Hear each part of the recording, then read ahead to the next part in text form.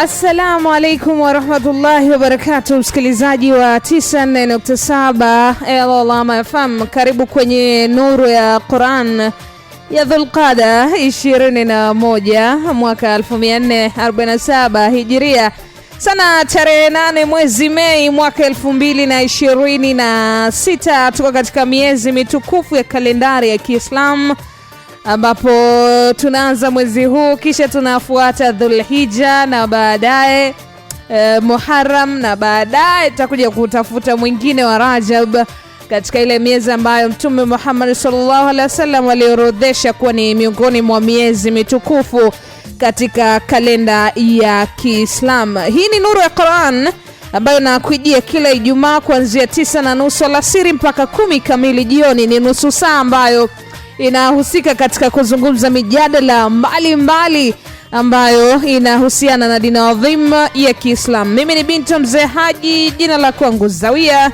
Yuko hapa Sheikh Sharifu Madina. Assalamu alaikum. Wa alaikum assalam wa rahmatullah. Khairi. Khair, alhamdulillah. Karibu sana. Asante sana. Sasa leo tunajadili kuhusiana na nikah. Miongoni mwa zile sunna ambazo alizisisitiza sana Mtume Muhammad sallallahu alaihi wasallam, na anasema ukilikamilisha jambo hilo unakuwa umekamilisha nusu ya dini kutokana na uzito wake. Na hapa tunazungumzia ndoa. Sasa ndoa ni nini katika dini ya Kiislamu? Inakamilika vipi kuwa ndoa? Yapi hasa yanatakikana katika ndoa? Tuko hapa kujadili hilo. Karibu sana. Asante sana. Bismillah, alhamdulillah. Sikupati vizuri, hujachangamka.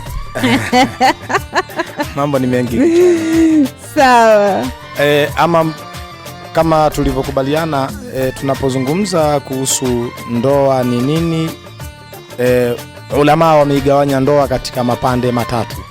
Kwa hukumu ya Uislamu, ndoa ina vipande vitatu. Ndio. Kipande cha kwanza kabisa cha ndoa, kuna mtu kwake ndoa ni sunna kweli, kama ambavyo bwana Mtume sallallahu, kuna baadhi ya mazingira ilitumika kauli ya kuwa ndoa ni sunna. Lakini kuna mtu yeye ndoa kwake ni faradhi, yani kwake inakuwa ni lazima kuoa. Lakini pia kuna mtu ndoa kwake ni makruh, kwa maana ni inachukiza mtu huyu akioa.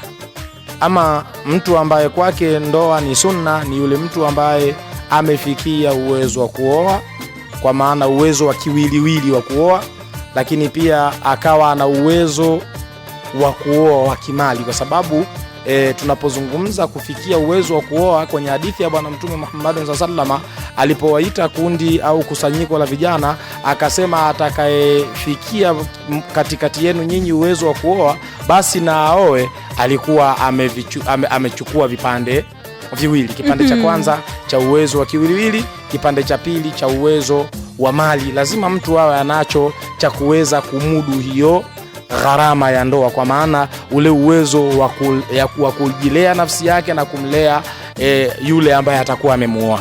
Kwa tunaposema ana uwezo wa vipande viwili, basi atakayekuwa na uwezo wa kiwiliwili kisha akawa na huo uwezo wa mali, mtu huyu akaweza pia yeye kujizuilia na machafu, yeye kuoa kwake ni sunna. Naomba nieleweke hapa. Ana uwezo wa fedha ya kuweza kumudu gharama za ndoa, lakini pia ana uwezo wa kiwiliwili. Anaweza kutumikia ndoa kwa mwili. Kwa kuwa ana uwezo wa kuitumikia ndoa kwa mwili na kwa gharama, huyu yeye anakuwa ametakiwa kuoa. Lakini kama ana uwezo wa kujizuia na machafu yanayoitwa machafu ya zinaa, mtu huyu yeye kwake itakuwa kuoa ni sunna, kwa sababu anaweza kujimudu, kujizuia na yale ambayo ni machafu ya zinaa. Huyu ni katika kipande cha kwanza. Na hapa Allah amesema waliyastafifi alladhina la yajiduna nikahan hatta yughniyahumullahu min fadlihi, na ajizuilie na machafu, wajizuie na machafu wale ambao hawajapata cha kuolea, kwa maana hizo gharama zinazohusu ndoa mpaka awape Allah kwa fadhila zake. Maana yake kunahitajika kujizuilia na machafu. Na ndio maana katika hadithi hiyo ambayo Mtume amesema watu waoe, akasema na ambaye hatoweza basi juu yake kufunga. Mtume akasisitiza mtu huyu afunge. Kwa hiyo mtu ambaye anaweza akafunga akaacha kufanya machafu, yeye kuoa kwake ni sunna. Huyu ni kundi la kwanza, ambalo hili kwenye jamii tulionayo ni chache sana. Yani watu wapo wachache sana ambao wanaweza kuwa ana uwezo wa mali, ana uwezo wa mwili, alafu akawa anaweza kujizuilia na yale ambayo yanaitwa machafu. Kundi la pili ni ambalo kuoa kwao ni faradhi, kuoa kwao ni lazima. Kuna watu yeye ana uwezo wa mali, ana uwezo wa kiwiliwili, halafu hawezi kujizuilia na machafu. Yani kunaye mtu ambaye kuna mazingira akiona tu yanayoshawishi zinaa, basi yeye haoni njia ya kujizuia mpaka akamilishe hilo tendo lenyewe la zinaa. Huyu mtu kwake yeye ni faradhi kuoa, kwake ni lazima aoe ili aondokane na yale machafu ambayo Mwenyezi Mungu ameharamisha. Kuna mtu wa tatu ambaye kuoa kwake ni makruh.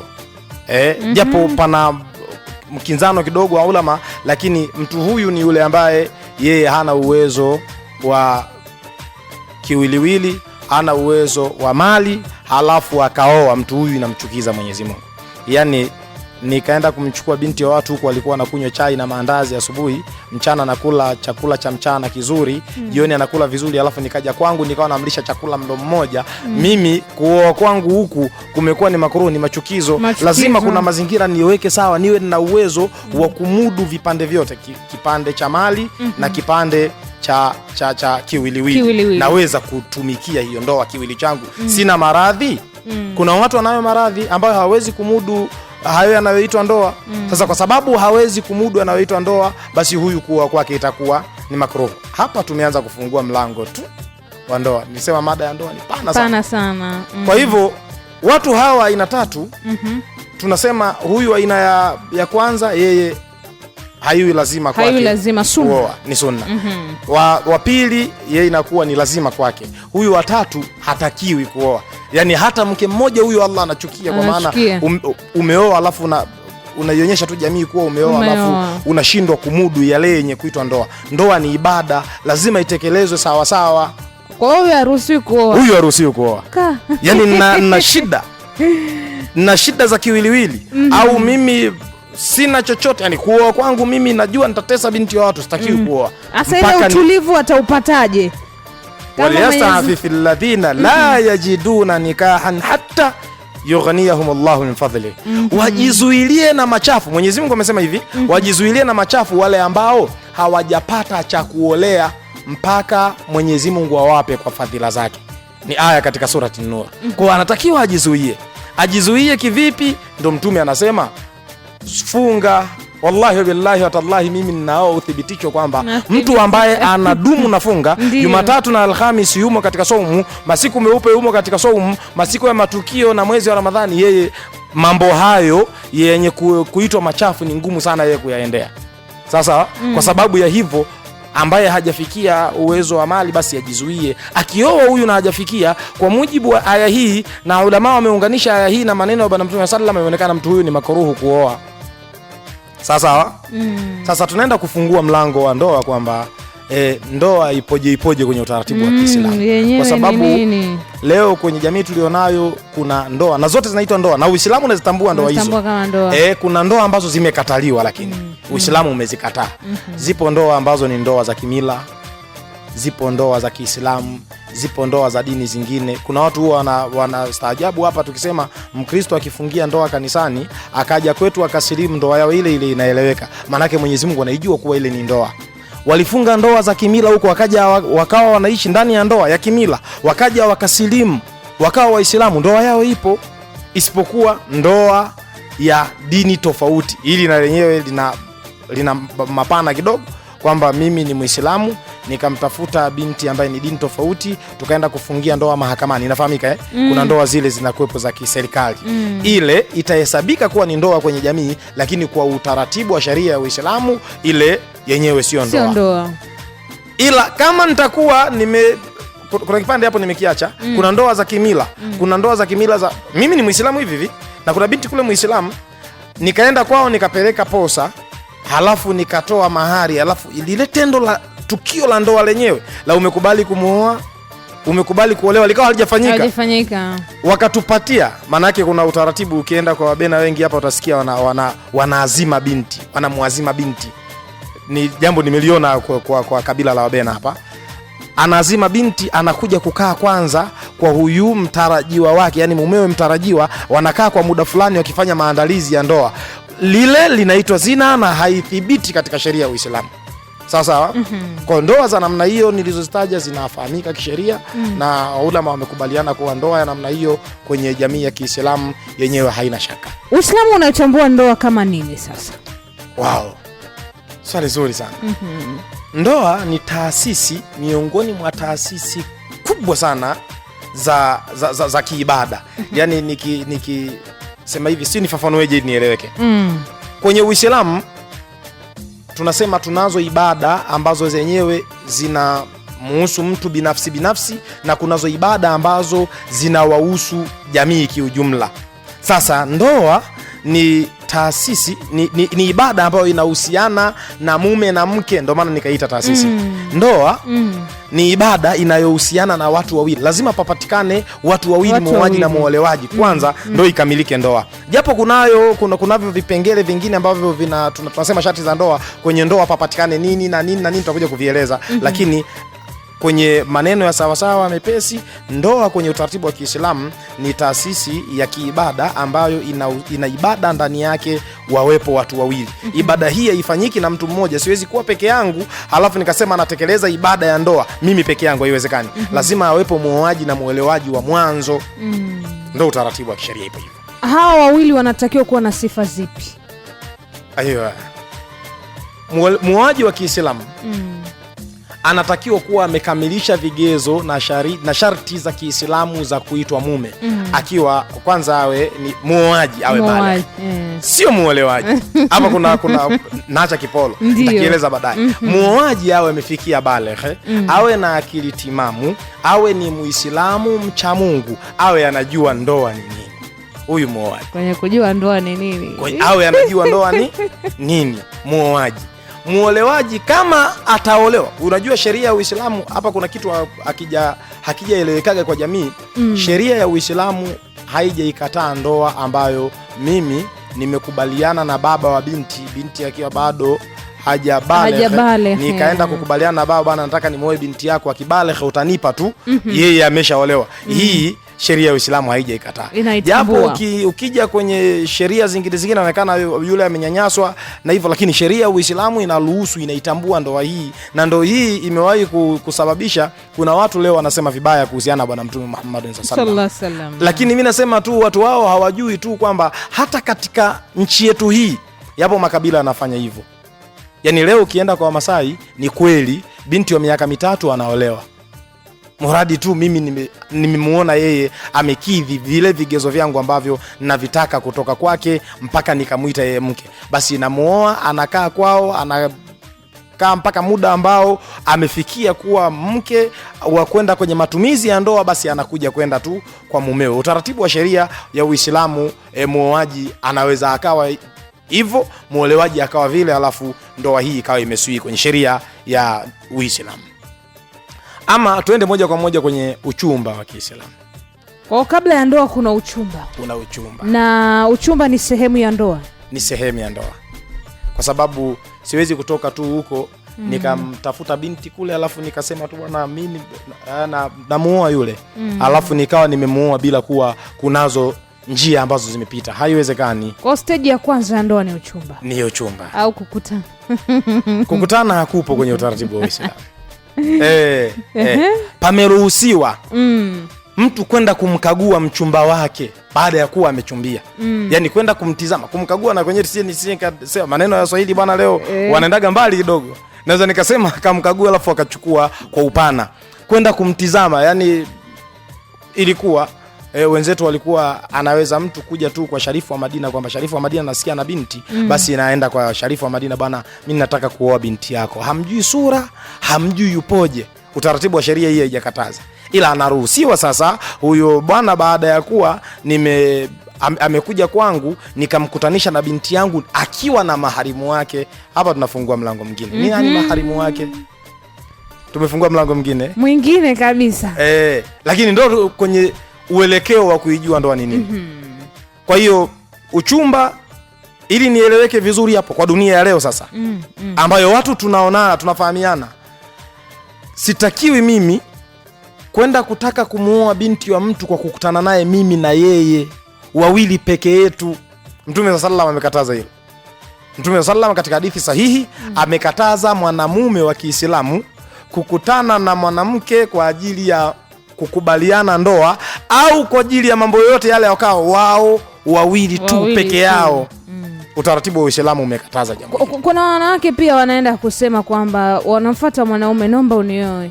Wala hakuna shaka, hatakiwi kwenda yeye, anatakiwa kumtafuta mtu awe ni wakala wake, au aende akiwa na maharimu wake yeye binti. Kwa sababu hivi naweza nikasema binadamu hatupo wote sawa. Kuna binadamu ana maradhi kuna mtu akiambiwa tu hivyo akilini kwake inakuja shida nyingine, na kwa sababu ya shida hiyo itampelekea kufungua mlango wa zinaa. Kwa nini yamewekwa haya? Yote haya yamewekwa kwa ajili ya kublock mlango wa uzinifu. Ninapoenda kuzungumza na binti kwa ajili ya kutaka kumuoa, lazima awe na maharimu wake, yani yule mtu ambaye yeye kwake ni haramu kumuoa. Kwa sababu ni haramu kumuoa, itakuwa ngumu mimi kufanya mambo mengine ambayo ni ya kuchupa mipaka tukiwa tupo na babake au kakake au babu yake, yani wale watu ambao ni maharimu wake. Tutakuja nitawaeleza hapa maharimu ni wakina nani. Kwa hiyo wanatakiwa awepo mmoja kati yao ambaye ni haramu kumuoa huyo binti, ndio niende nikazungumze naye. Kwenye utaratibu wa ulama wa zama zetu wamekubaliana jambo hilo. Naenda nyumbani kwa Shamte najua pale ana dadake. Nikaenda kuzungumza na dadake Shamte na Shamte akiwemo. Naenda kukutana na dadake Shamte na Shamte akiwemo, kwa maana yeye ni maharimu wake, ni haramu kumuoa yule, ni haramu yake. Basi tukiwa tupo watu watatu, halitofanyika hilo lenye kuitwa uchafu wa zina, hautofunguliwa mlango. Basi maharimu ni akina nani kwa mukhtasari? Sheria imemtaka mtu wa kwanza ambaye anaitwa maharimu kwa mujibu wa Uislamu ni baba wa binti. Yeye ndo ana nafasi ya kwanza, ndo wa mwanzo kuanza, anayewajibika kumuozesha pia binti huyu. Lakini akiwa hayupo baba, na hapa naomba tuelewane kitu kimoja, tunaposema hawa maharimu tuna mazingira watu huwa wanachukua tu yeyote kwa kuwa na yeye anahesabika kuwa ni maharimu wake, basi namchukua na muweka anamuozesha. Hawa ni mpaka akosekane mmoja. Yani lazima tufuate ule mpangilio wao. Anaanza baba hayupo ndo atakuja anayefuata. Sio kwa kuwa kaka naye ni maharimu basi baba yupo alafu naenda tu kwa kaka direct, kaka naye anaozesha. Haiwezekani. Lazima kwanza pafuatiliwe ule mtililiko wa nani anaanza, kisha anafuata nani, kisha anafuata nani, kisha anafuata nani. Huo ndio utaratibu wa Uislamu. Kwa hiyo wa kwanza kabisa ni baba wa binti, yule baba mzazi. Anayefuata babu mzazi wa baba wa binti. Leo huo tunakimbilia sana kwa makaka kabla ya babu. Babu ana nguvu kabla ya kaka. Anayemuozesha binti, hapa nazungumza maharimu ambaye pia yeye anaruhusiwa kumshika mkono muoaji kwamba nimekuozesha binti fulani. Kwa anaanza baba mzazi wa binti mwenyewe, akiwa hayupo yeye, sio baba mdogo wa binti, kwa sababu pia na kwenye kwenye jamii tulionayo kuna watu wanatembea hivyo kwamba baba hayupo basi mdogo wake wa baba na yeye anasimama kwa niaba ya baba anaozesha. Hapa hajawekwa yeye mpaka awe babu amekosekana, ambaye ni maharimu namba 2. Maharimu namba 2 ni babu ambaye sio babu wa upande wa mama, ni babu wa upande wa baba. Yani baba mzazi wa baba wa binti. Huyo ndiye maharimu namba 2. Ama maharimu namba 3 ni kaka wa binti. Yani ndugu wa baba mmoja, mama mmoja na muolewaji.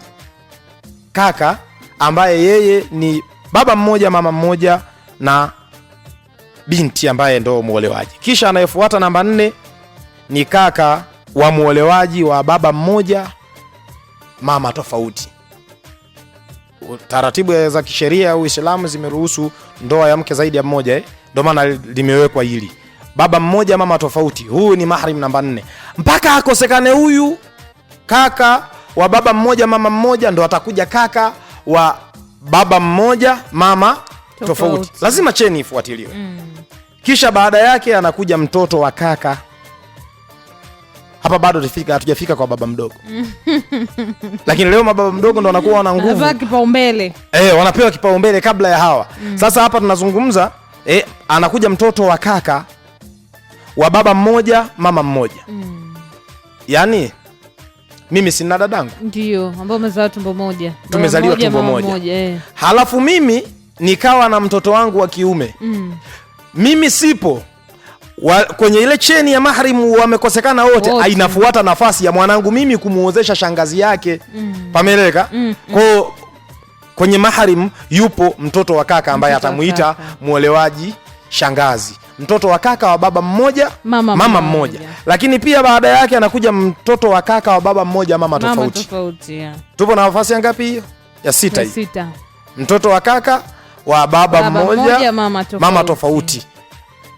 Lakini watu hao ni baada ya wale kule juu wakawa wamekosekana. Tunaenda nafasi ya 7, hapa ndo anakuja baba mkubwa au baba mdogo wa muolewaji, wanaitwa amu wao. Nikisema ami yake fulani maana yake ni baba mdogo au baba mkubwa wa muhusika.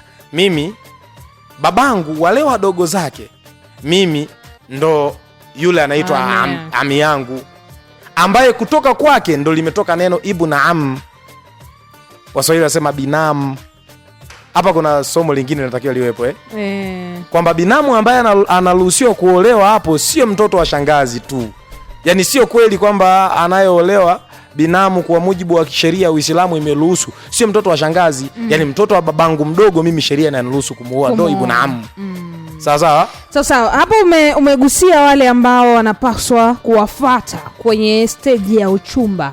Ndio. Kwa eneo la binti. Ndio. Yaani ule mwoaji anapaswa kuzungumza na nani kama amemwona binti akiwa anahitaji kumuoa.